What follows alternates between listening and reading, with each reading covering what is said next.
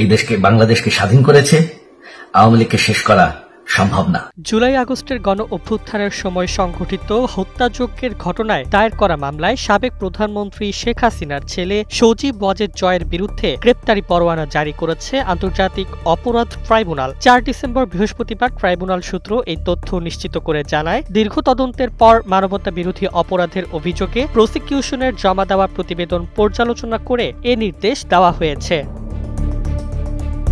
এর আগে বুধবার রাতে প্রসিকিউটর গাজী এম.এইচ. তামিম জানান, বৈষম্য বিরোধী ছাত্র জনতার আন্দোলনের সময় সংঘটিত মানবতা বিরোধী অপরাধের মামলায় জয়সহ ৪ জনকে অভিযুক্ত করে তদন্ত প্রতিবেদন হাতে পেয়েছে প্রসিকিউশন। বহু মাসের তদন্ত শেষে এই প্রতিবেদন জমা দেয় সংশ্লিষ্ট তদন্ত সংস্থা।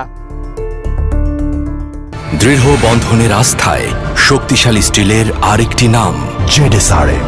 মামলার অন্য ৩ আসামি হলেন সাবেক আইনমন্ত্রী আনিসুল হক, সাবেক প্রধানমন্ত্রী উপদেষ্টা সালমান এফ রহমান এবং সাবেক আইসিটি প্রতিমন্ত্রী জুনায়েদ আহমেদ পলক। বর্তমানে এই ৩ জনই পৃথক মামলায় কারাগারে রয়েছেন। তবে সজীব ওয়াজেদ জয় দেশের বাইরে অবস্থান করছেন বলে জানা যায়। এছাড়া ট্রাইব্যুনাল পলকের বিরুদ্ধে আনা আনুষ্ঠানিক অভিযোগ আমলে নিয়ে তাকে আগামী ১০ ডিসেম্বর হাজির করার নির্দেশ দিয়েছে। যদিও তিনি আগে থেকেই গ্রেপ্তার হয়ে কারাগারে আছেন। নতুন এই অগ্রগতির ফলে আলোচিত মামলাটি আরও এক ধাপ এগিয়ে গেল এবং বিচার প্রক্রিয়া নতুন মোড় নিতে যাচ্ছে বলে মনে করছেন সংশ্লিষ্টরা। ডেস্ক রিপোর্ট, জয় জয় দিন।